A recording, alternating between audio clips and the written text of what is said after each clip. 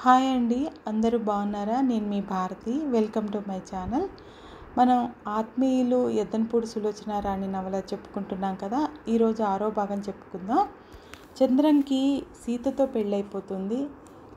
పాపం చంద్రం సరోజని ప్రేమిస్తాడు, కానీ జగన్నాథం గారు సీతనిచ్చి పెళ్లి చేస్తారు.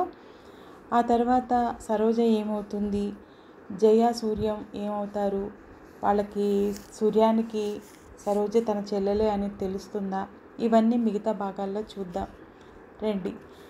అయితే మీరు ఇప్పటిదాకా సబ్స్క్రైబ్ చేయనట్లయితే తప్పకుండా సబ్స్క్రైబ్ చేస్తారని ఆశిస్తున్నాను. చంద్రంతో సీతకి పెళ్లి కావడంతో జయకి సూర్యం పట్ల చనువు ఇంకొంచెం ఎక్కువైంది. అందులో ఇప్పుడు వరస కూడా కలిసిందేమో. జయ చిలిపితనానికి హద్దులు చెరిగిపోయినాయి. సూర్యంలో ఉండే నిదానం, అతని గుణగణాలు నిరుకప్పిన నిప్పులా, అతనిలో దాగిన సమర్థత, సంస్కారం, ఇవన్నీ జయని ఆకర్షించాయి.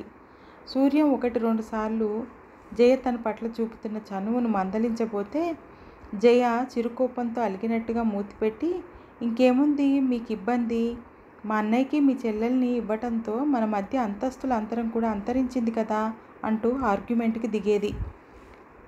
ఆ రోజు రాత్రి భోజనాలు అయిన తర్వాత సూర్యం తోటలో ఒంటరిగా కూర్చుని ఉన్నాడు.